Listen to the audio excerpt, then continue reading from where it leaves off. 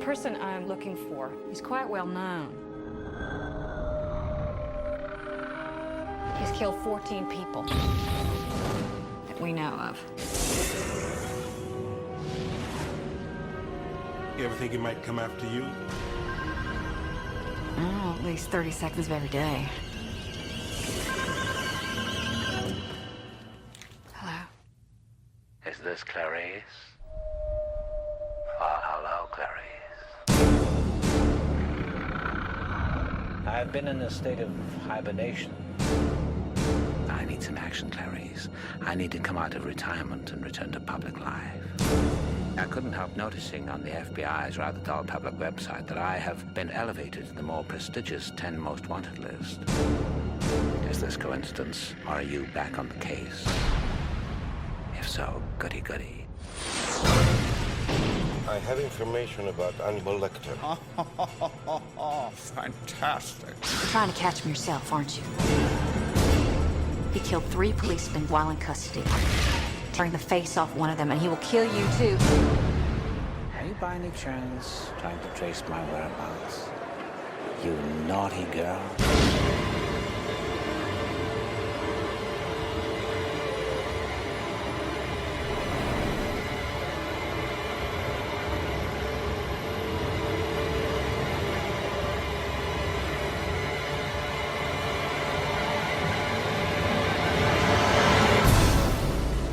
Confess to you, I'm giving very serious thought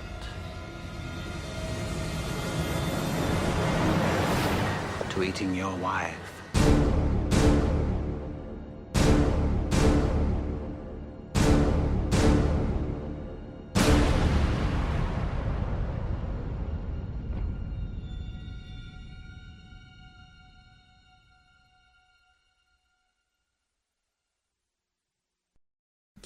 Hello, welcome to Just Another Review Cast. I am your host, Anne. And I'm Robert. Today we will be talking about the 2001 Hannibal film. Runtime's about 2 hours and 11 minutes. At least the special edition is. And this one stars Julianne Moore as Clarice Starling, and Anthony Hopkins reprises his role as Dr. Hannibal Lecter. Gary Oldman is Mason Verger, one of his surviving victims. Yep. So this film takes place 10 years after the events of Silence of the Lambs, and surprisingly it was also filmed 10 years after the Silence of the Lambs was released. This makes Hannibal the 20th anniversary, and Silence of the Lambs was on its 30th anniversary. So. Okay. Just so you all know, though, we are not experts in any fields. We're doing this completely amateurish. We don't have psychology degrees, no degrees at all. So what we usually pick up is what we pick up of is basically credited internet sites. Yes, and I will be posting show notes that will have sources of a lot of places where I get the information. Rob last week asked a question about the psychology of Dr. Lecter, and I plan on eventually going into that, just not yet. So, and an addendum, I also said flautist instead of flutist, which is apparently the British way of saying it instead of the American. Apparently in America you say flutist, which is weird that I say flautist, considering I am born and raised in America. Okay, getting to the movie. Well, in the beginning of this movie, we see Barney and Mr. Verger Mason having an interview-style scene. At this point, I didn't know that Mr. Verger was his 4th victim at the time. Yes. It was Hannibal's 4th victim. And I thought this was some type of, the way it sounded, it was like some type of psychiatric interview or whatnot. But it was just more, you end up finding out that it's just Verger wanting to know more about his fixation on Hannibal. Yeah, and basically his plan is revenge after what Hannibal Lecter did to him. That's basically this whole movie is kind of based on, is a revenge movie. Yeah, basically. And Hannibal on the run in Florence. Well, during that whole interview thing, Barney, our psychiatric guard that we also see in Silence of the Lambs, he brought in Hannibal's mask and sold it to Mr. Mason for $250K. I wonder if how much that thing really is, that prop. I bet you it would be more than that now. I don't know about that. And he was also very interested. Mr. Verger was also very interested in the relationship between Clarice and Lecter. Yeah, Mason's a creep. Okay. So after that scene, we get to see Clarice for the first time in the movie. She's asleep in a van, probably an undercover van, going to a meeting with a local PD. And we see a scene of dry ice in the back of the van and somebody spilling water over that. Is that like a poor man's AC for them? I don't know. I was wondering that myself. I think it's a poor man's AC because you see everyone sweat drenched and everything. Yeah. Okay. But in this movie, you see that Clarice actually got herself a backbone. She's more confident in herself and her abilities throughout this whole movie. And basically making that local PD that was in charge there back down and recognize her authority, her being a federal agent. Yeah, definitely. Your 10 years of experience, though, definitely would help deal with that. True. So, Bolton is the actual head PD during this whole scene. He's an a-hole. He didn't want to take orders from a woman, and he was also feeling embarrassed about being made to back down from Clarice. So because of all that, the whole op that they were on basically fell into the shitter. Yep. And because he wanted to take in the bad person, but she didn't want to. She wanted to call the op because there was too many civilians around. There was the whole baby thing. Mm-hmm. And but he's like, no, I'm better than you. We're gonna do this, and forced the whole TAC team into action because he wouldn't back down. Yep. And she ended up having to take the fall for that one. I don't understand why, though. Someone has to always take the fall? Yeah, she was in charge, but at the same point, he's the one who initiated it. Didn't he get killed during it, though? No. Maybe they didn't want to... Another FBI agent got Okay, killed. I know Brigham got killed. So, okay. But no, the FBI agent was the only one that was killed. Well, not the only one. You got him and 4 bad guys that were shot. Okay. So after that whole debacle, they had the whole inquiry with the DOJ, and that's where we meet Mr. Crendel. Paul Krendler, yes. Yes, he's a douche too. Yes.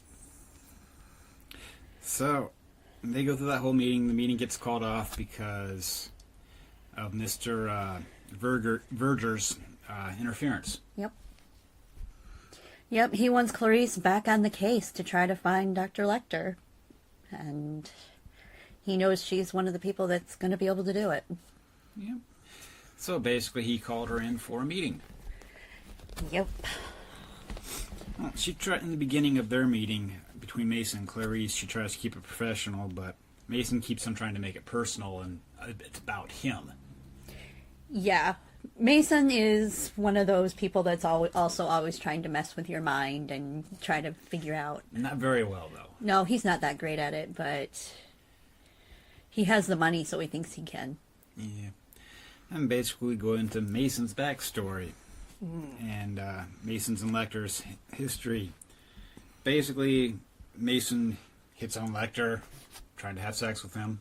Mm-hmm. Lecter gets him high on poppers. A glass mirror ends up breaking. Lecter hands him a piece of glass, tells him to peel off his face and feed it to the dogs. And after all that, Mason's like, seemed like a good idea at the time. Don't do drugs. talking about poppers still kind of legal. It's still legal. I have no idea what poppers are, to be honest. Poppers is more of a drug for your male bottom, make them feel better and all this other stuff. Oh, wow. Okay. Yeah. I'm full of little stuff like that. Okay. Did you catch any else of Mason's background? Oh, that he was molested by a priest. No, he was the one doing the molesting as well. But I thought he was invited as a child to the retreat. No, he was giving kids chocolate and molesting them. Ah, okay. I thought it was the other way around. Nope. And that's why he had to go see Dr. Lecter, because of his history. Ah. I thought it was because of the trauma of it. No, well, he's the one causing the trauma. Okay. So, this is why, why I have no pity for Mason. Yeah. So, after the, that scene, we go into the evidence locker, or her office, which is down in the dark basement. Yeah. Middle of nowhere land. And she's looking over evidence about, well, of course, Hannibal. Which leads her to Barney, the psychiatric guard who watched him for 6 years. And she's actually kind of surprised that he was never attacked by Lecter, and he says only because he respected him. Yep. Yeah, Lecter only eats people who are rude. Free-range rude, more specifically. Yep. So if you're rude and apologize about it, you're not going to be in trouble even then. But if you're rude and then keep being rude, and it's obviously this is just who you are, you're dinner. Yep. And during all this, it comes out that Barney was selling off Hannibal's collectibles, basically. Mm-hmm. All the stuff that he said that they destroyed or threw away, but he knew it was worth money, so he was selling it off to people. Yep. And so, because of that, she was able to get a hold of tapes of Dr. Lecter and everything and look into it. Now, one of the tapes that I had, it actually talked about shallow rollers and deep rolling pigeons. And I've always remembered it since I first saw the movie back in 2001, but I forgot where it came from. Oh, really? Yeah, I did. And so I'm every time I actually see a pigeon, I'm watching it, wondering if it's a shallow roller or a deep roller. Now you know why. And it's like watching the movie again 20 years later. It's like, oh, that's where it came from. Now you can look and say, thank you, Hannibal, for teaching me about pigeons. If it's even true. I don't know. I didn't do research on pigeons for this one. Sorry. No. But yeah, it just always stuck with me for some reason. So, after this whole Barney scene, we find ourselves in Florence. Yay. Florence, Italy. Okay, where we meet Dr. Fell. Mm-hmm. A.K.A. Mr. Lecter. Yes. Or Dr. Lecter. He is trying to get a job working at the Capone Library. Basically curating it, and they are going through an interview type process, and there's Mr. Saglione, who does not want Dr. Lecter to have that position, of course, and so he makes him have to do a whole presentation, all this extra stuff, because he is not Italian. Now, you've read the books of this movie. Is there any differences between the book and the movie up to this point? Not really up to this point, other than a whole history of Il Mostro di Firenze, which is the monster of Florence, a serial killer that was working in Florence in the 80s. I'll dig into that one way later. And a lot of just kind of Italian history stuff. So. Okay. So after that, we cut back to Clarice in her office basement, and a little blurb about the Guinness World Record sending her a letter saying, "Congrats for being the the only female FBI agent to have the most, who shot the most and killed the most people. Yeah. That would be frustrating. Not what you want to go down in the Guinness Book of World Records for. Depends on your personality. Yeah. If it's all in the line of actually doing your job and they're all legitimate kills. Mm-hmm. Yeah. Except for she's under review for all that, so that doesn't help. Well, at the same point, she was forced in that situation. Yes, but politics. I know. Someone's got to pay. Yep. Okay, so during this scene also, she gets a Hannibal letter. And it talks about her past again and him. And if you remember in the first movie, Silence of the Lambs, Clarice described her dad as a police officer. Yep. The letter calls her dad a night watchman. Yep. I caught that. They changed it. Now, why is that? I have no clue why they changed it. You would probably have to go through and listen to movie commentaries. So... Okay, in Silence of the Lambs book, what was he? He was a night watchman in the book. And, okay, so that might be why they might have been trying to correct something from the first book into this movie? It could be, yeah. Okay, so... And toward the end of the letter, Hannibal's saying, "Goody, goody, I need to come out of retirement." Yes. So 10 years later, Hannibal's back to killing. Yep. Okay. Just kind of an interesting fact. During that letter, he is playing aria from a Goldberg variation. There are two versions of this scene, one in which aria from a Goldberg variation plays, and then another one that's on the DVD deleted scenes is a composition that Anthony Hopkins actually did himself. So I just found that interesting. Okay. Yeah, I'm not much for the special features and deleted scenes in a movie or watching them at all. I do for some of them. I mean, if I hear that Anthony Hopkins composed a piece for it, I'm going to listen. I know. Okay, so after this letter thing, we go ahead and switch back to Florence, where our inspector, what's his name again? Ronaldo Patsy. Patsy, yeah, that's right. Is watching Lecter, and Lecter, and of course, just from the way Lecter's acting, we know he knows he's being watched. Yeah. So, the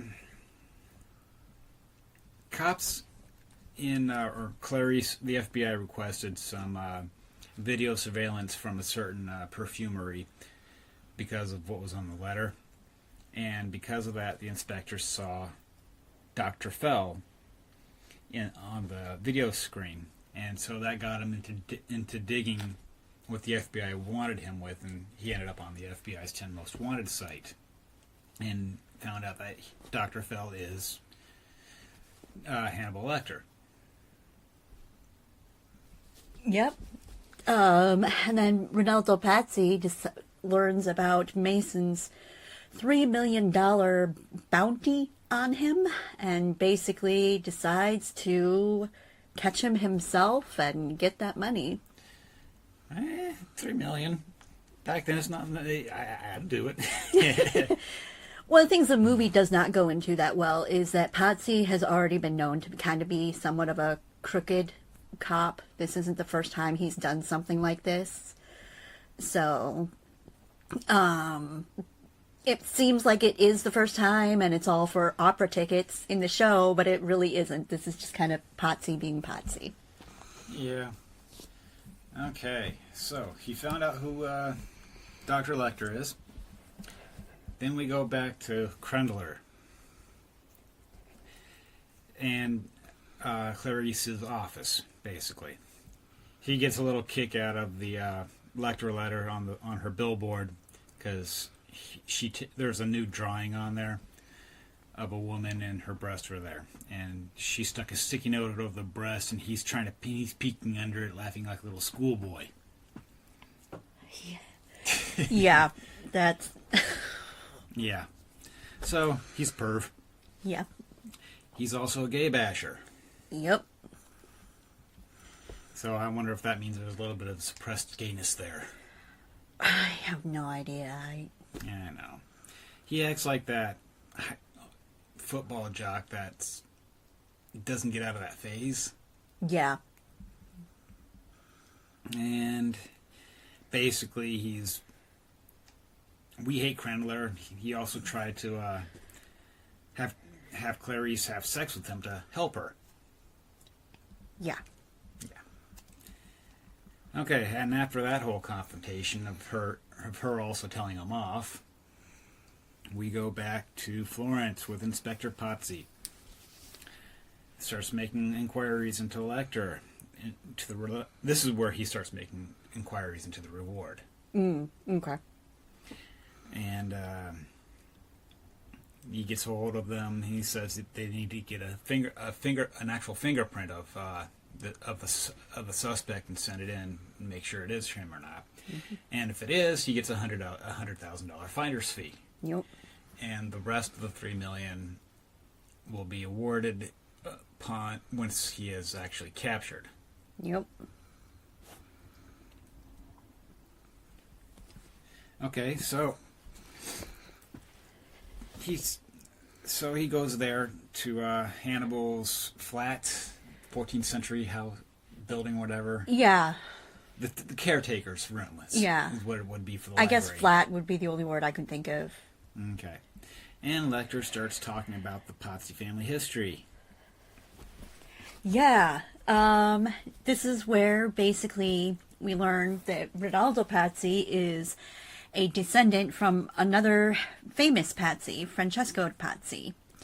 He infamously tried to assassinate Lorenzo de' Medici during Easter Mass back in 1400s. He succeeded in assassinating his younger brother Giuliano, and they ended up getting the Pazzis and hanging them for that. Basically, how Lecter described. So. Okay. And saying how he was hung outside that room that they were in. I think so. I don't know for sure if that's it. Or that building. I know that originally it was the Signoria that they hung the Pazzis at. I don't know what is the Signoria now. Okay. So. Okay. So, after that, he failed to get a print. And so he gets a known pickpocket that he knows to try to do it. So he picks up a shiny chrome bracelet, basically, has the pickpocket wear it, and try to go pick his Hannibal's wallet, because he knows Hannibal's going to notice him. Yeah. And grab his arm, or hopefully wrist. So, of course, Hannibal knows this guy's going to try to pickpocket him and everything, but Hannibal being Hannibal, he's not just going to grab a guy and tell him off. He's just going to stab him. And Hannibal figured out what was going on pretty quickly. And of course, he stabs the pickpocket in a groin artery, and basically walks away. So the inspector gets to the pickpocket. Pickpocket says that yes, he got the print, grabbed the bracelet. Lecter grabbed the bracelet and everything. And when Patsy saw that that he was actually stabbed, he basically pulled the guy's hand away and made him bleed out, so he wouldn't tell anybody what's going on, and give away that Lecter was there. Yeah. So, after the death of the pickpocket, the next scene is we get to see the 270-kilo pigs for the first time. Yeah. Russian boarhounds, wasn't it? I don't know. They didn't tell me. Oh, okay. Or I was writing notes at the time and didn't catch it. Okay. I think they're Russian boarhounds. Yeah. But no, I don't know what 270 kilos is in pounds. If you want to, Google it. I just didn't get to that. And they're also trained to eat humans. Yep. Even though most pigs do. Yeah, from what I understand, most will. These ones are trained to go after live humans and via screaming and the sensing of fear and stuff like that. So, after we get to meet the pigs for the first time, and Mason calling the three brothers that were in charge of them and getting them trained to go and basically capture Lecter in Florence. So, once all that's been taken care of, we go back to Florence with Patsy. He gets his 100,000 finder's fee and was told that he'll get the rest when Lecter's captured. And this is the beautiful opera scene now, if I remember right. Yeah, because he went through all that trouble just for some opera tickets for him and for his wife. I don't think it was just for the opera tickets. I think that's what it started out as. That's a lot for opera tickets. As someone who loves theater, that's too much for opera tickets. Yes. But yeah, that opera was composed specifically for this scene and whatnot. They go on to use it in Kingdom of Heaven as well, and soon it's actually going to be a full opera, La Vita Nova. They actually finished it off and are going to be performing it once this pandemic is done. 20 years later. Well, it takes a while to get a full opera. So. But at this opera, he actually runs into Lecter there. It's not a surprise, but it is kind of a surprise. You don't. It's like he didn't go there to actually run into Lecter. He just went there to go with his wife. Yeah. He loves his wife. And he doesn't want any type of danger to come to his wife. So I don't think he would knowingly bring his wife into Lecter's presence. No. But he should know that Lecter would be at something like that. If the tickets were that expensive, that is something that someone like that will definitely be going to. Well, that, and we already know that Lecter is a connoisseur of the fine arts. Yes. Okay. And after the opera's over, they got the whole meet and greet and dinner thing going on afterwards, and that's when Lecter comes up to Patsy and his wife. And Lecter and the wife hit it off by quoting opera lines. They're hanging up on the wall. Okay, yeah, like they can see what they are. I'm telling you to read them. I can't read it. I'm not asking you to read it. What is it from again? Oh, it's from Dante Alighieri. Okay. The whole Divine Comedy. So, after the opera scene, we find ourselves back with Clarice, where she finally got her tapes from the perfumer. And she sees that Lecter is there. Yes. So, she tries to get a hold of the inspector and try to convince him about how dangerous that Lecter is. Yep. But he basically was ignoring her warnings because he wanted that payday. And so, when he was rushing out of the office and hanging up the phone and everything, he left his gun and went to meet Lecter at the lecture hall, basically. Lecture hall? Lecture. That better? Grammar, please. Yeah. And once they have a whole conversation once again about the whole Pazzi history, and Lecter showing him slides of Francesco, and finally admitting that to Patsy who he is by threatening to eat his wife. Yep. So he ends up basically getting tied to a lift cart. Got asked a bunch of questions. Of course, he finds out that Mason's henchmen are also there. So Lecter ends up basically killing Pazzi just like his ancestor was. Plus disemboweling. Yep. He ended up being disemboweled, thrown out the window, and then one of Mason's guys ended up also getting killed. But that's at the end. But right before he threw Pazzi out the window, Pazzi's phone started ringing. Yes. Yeah, it was Clarice. So, Clarice and Hannibal talk for the first time in this movie Yep. via voice over the phone and whatnot.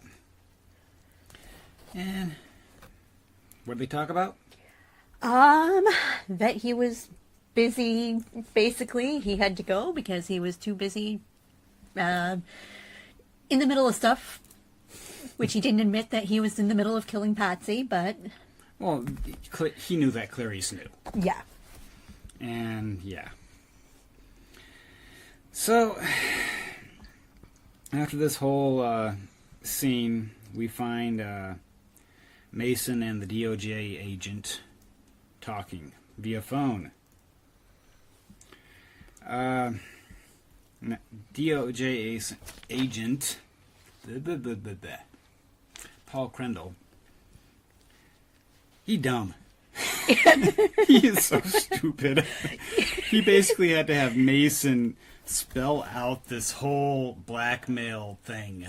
Yeah. That they were that Mason was planning, and to snowball Clarice and plant false evidence and all this other, and get her suspended for all this other stuff. And even with Mason having to spell it out, he had to pay Crendel $500,000.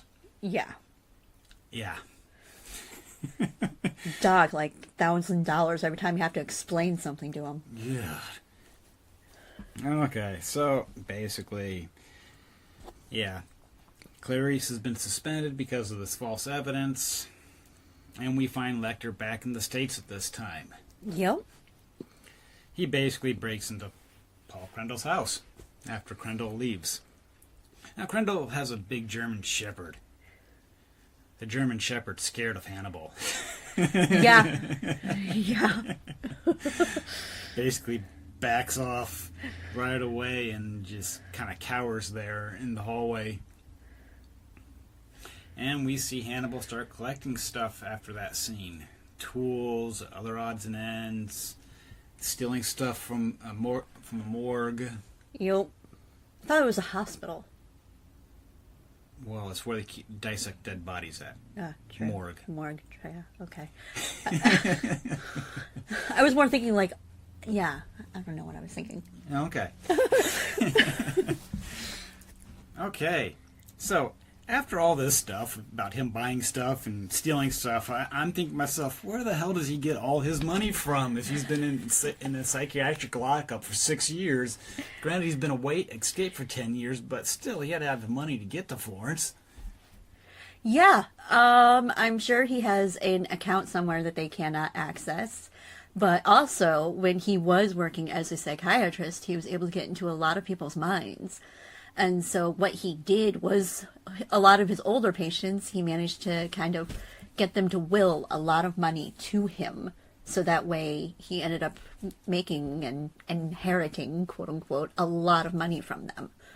And that helped. I don't know what his ancestral type situation is, monetarily wise, but his born name is Count Hannibal Lecter VIII. Out of Lithuania. So I don't know This is if he... book, though. Yes, this is. You got to explain that, too. But it is in the movie Hannibal Rising as well. But we haven't gotten that far, though. Yeah. But this is also mentioned in the book Hannibal as well. So. Okay. Okay, so after that, he starts setting up stuff at Paul Crendel's lake house. I thought it was Clarice's house in the beginning, but it was actually Paul's lake house that he went to initially to start setting stuff up there. Yep. And then after that, we cut back to Clarice. We see her in her home. This is right after she got suspended and relieved of her duties and everything. And she's cleaning the house basically, and trying to keep herself busy till exhaustion. Mm-hmm. And finally passes out in the chair, basically exhausted, and Hannibal sneaks in and lights some candles and leaves the magazine there. Mm-hmm. And Yep, there's a Vogue magazine, I think it was. I thought it was Gucci. Yeah, it was probably Gucci. Whatever. But it leaves the magazine with Clarice's face stuck on the model's face. Yep.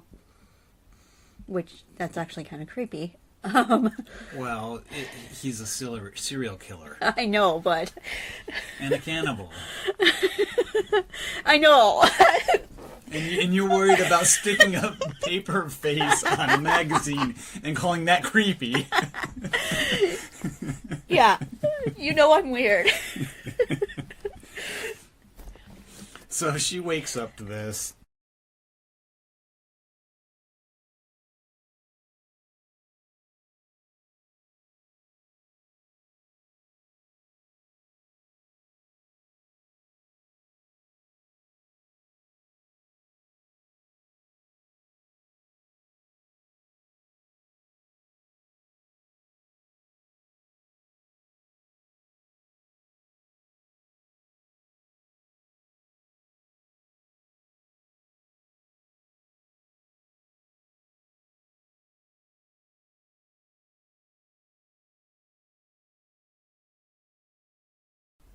She gets a pair of shoes. Yes, I know the shoes are Gucci for sure. Yes, because it says Gucci on the box. Yeah, that's how I know.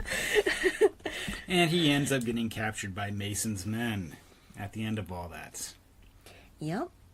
And Clarice calls Noonan, who is the new Jack Crawford, and tries to get them to help basically get Lecter back, so to speak. Well, arrest him, but not have him be kidnapped. And killed for revenge. Yeah. And they're willing to go investigate Mason's place, but of course they're not going to find anything. No, of course not, because, yeah. After the police leave, Mason calls up his men and said, okay, you can bring them in now, they're gone. Yeah, basically. So, after the police leave and he gets delivered, during this time, we see Clarice breaking into Mason's grounds. Yep. Basically, breaking open the gate with her car, driving through a cow field with her headlights on. Yeah, I don't get that. If you're going to go incognito, you turn the headlights off. Yeah, I know. It's like all a bad spy thriller. It's like, oh, we're going to follow him and turn off our lights but keep the parking lights on, so we got yellow lights following behind. Yeah. Whatever. Okay. Mason tells Lecter his grand plan for revenge. Yep. Basically, feet get eaten first. He gets the saline drip for an hour after that, and then the rest of him follow. Yep. And it's pretty just revenge-wise. It really is. Yeah, Clarice comes in, rescues him, and then he takes her to... You're jumping way too fast. Okay, sorry. So, they take him to the barn, and here comes the bacon.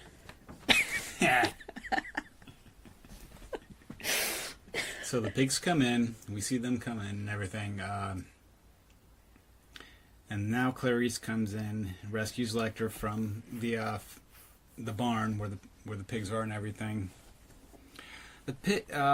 She gets shot in the middle of the shootout. Yep. Lecter ends up freeing himself the rest of the way while she's in the middle of the shootout, and he picks her up as the pigs break through the gate and everything. Yep. And the pigs just completely ignore him. No fear. Yeah, I know. But they go after the Italian brothers that were the one dead one and the one that was wounded. Because they're scared and making noise. Of course. And during all this, the butler pushes Mason into the pig pit. Yep. Cordell. Yep. Cordell, he's one of those minor characters, but he ends up playing one of those big roles at the end. Yeah. By killing Mason, basically. So, Lecter takes care of the wounded Clarice, brings her home. Well, to Paul Krendler's. Yeah, the Krendler summer house thing. Yeah. Or summer lake house. Yep. Takes out the bullet, fixes her up, puts her in a nice dress, And in the meantime, Paul Krendler comes home. Yep. During 4th of July weekend, probably wanted the lakeside fireworks, pardon me. And basically, Lecter captures him. Yep. So, she wakes up. He's put her into a black sexy dress. Looks suspiciously like the one that was on the model in the magazine. It really does. It does, yeah, I know. It probably was the same one. Yeah, that's why I thought the shoes were Gucci. And that magazine was Gucci. Okay. So she makes her drugged way down the hallway to a phone.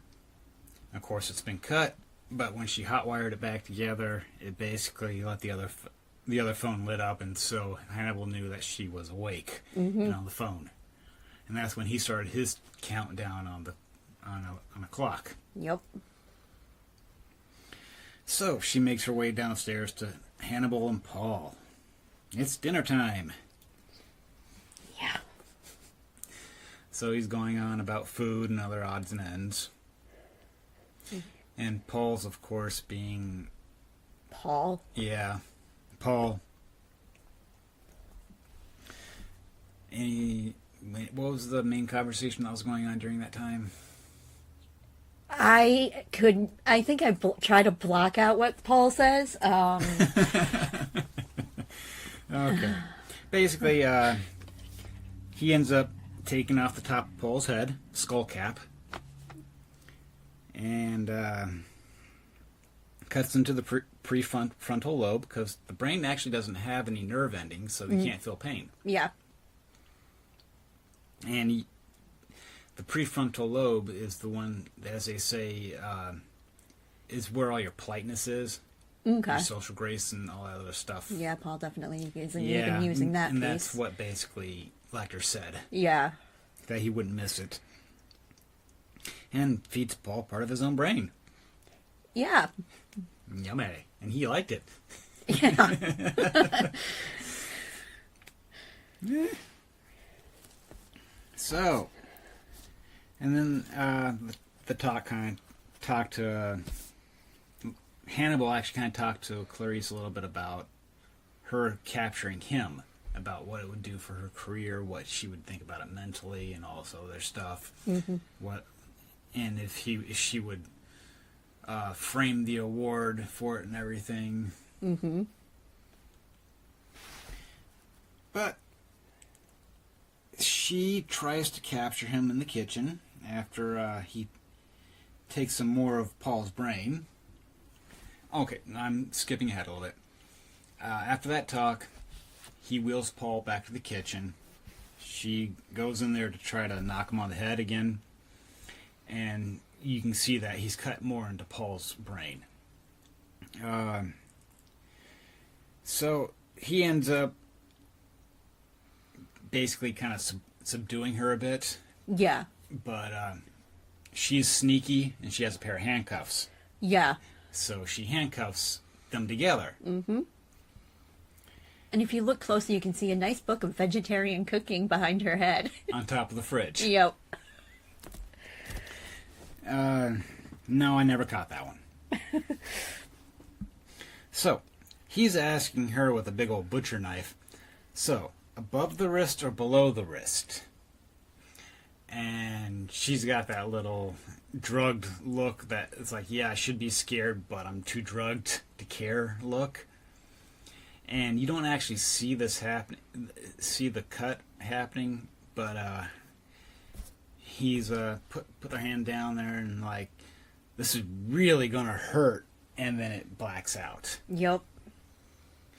And next you see Clarice walking through the dark yard, and you can see that she has both hands. Yep.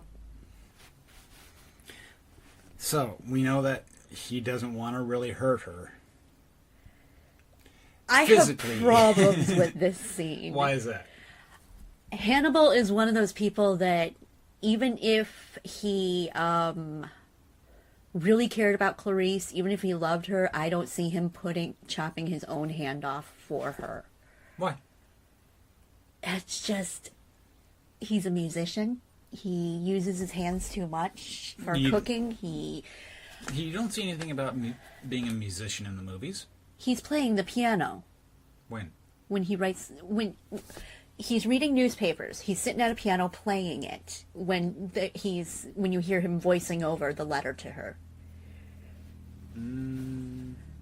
I was too busy writing stuff down. At that scene, I think. Yeah. Okay. And he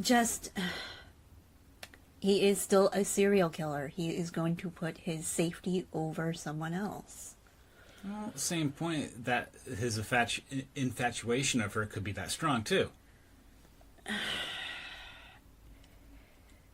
Maybe. In the movie, maybe. What did the book do? Not that. Okay. Basically, once they get to Krendler's place and Clarice wakes up, yes, they bring in Krendler, and Hannibal does cook his brains. This is where the controversy starts. He does not feed it to Krendler. He feeds it to Clarice. I wonder why they changed that then.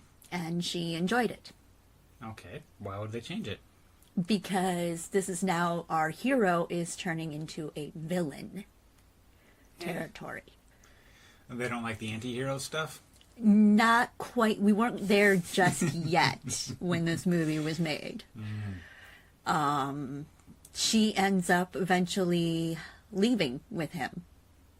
And in the Hannibal book? Yeah. They leave together, and 3 years later, Barty spots them in Argentina, living together, in a relationship, and once in a while, people go missing. Okay. But at the end of this one, he cuts off his hand, he gets away, and he's on an airplane. My mama always says try new stuff. It feeds a kid a piece of Krendler brain. I know we shouldn't be laughing, but hey. Also in the book, Mason had a sister named Margot, who he also frequently raped. She, because of the way she ended up growing up, is a lesbian, so she can't have kids. Well, it's not that, it's more of a choice, right? No, she also was doing a lot of drugs and other stuff that ruined her system and her fertility and her ability to have kids. And so she has to stay with Mason still, because if he dies, she is not going to inherit anything because she came out to her family. And eventually, they find a loophole in the book. Lecter advises them to how to get sperm out of Mason and put it into Margot's girlfriend, which they do. And then they grab one of Mason's eels and shove it down his throat to choke him to death. Because he didn't get thrown into the pig pen in the book. Okay. So... Any other differences in the book? They go a lot more in depth into what happened to Lecter a little bit in his childhood, actually. Okay. They talk about his sister and what happened with her. And if you're not into the books or anything, you'll see more of that in Hannibal Rising? Yes. Yeah. And we'll definitely be digging into that one eventually. So. Okay. But those are the main differences for the book. The major controversial end that they all changed. I don't know why they would change it. Nobody was ready for the anti-hero yet. Oh, well. Okay. So, what was the next movie? The next movie that we're going to do is going to be twofer. It's going to be Manhunter and Red Dragon. Oh, we're going to try to do both. Yeah. If one of them runs too long, it'll probably just be a shorter podcast, and we'll break it into two different ones. Yep. And we'll be finally meeting my favorite character from the whole series, which will be Will Graham. Okay. Now, Manhunter and Red Dragon are two different movies. They're both prequels. They're almost the same exact movie. They're just from two different points of view. Not really. Well, one focuses on the killer and one focuses on the inspector. Well, you got to see the movies a little bit closer to I'll get into it. Okay. Not much else. It's a decent movie. It's a typical revenge movie. You hurt me, so I'm gonna kill you. Yeah. Okay. Well, Yeah. Thanks for listening. Have a good night.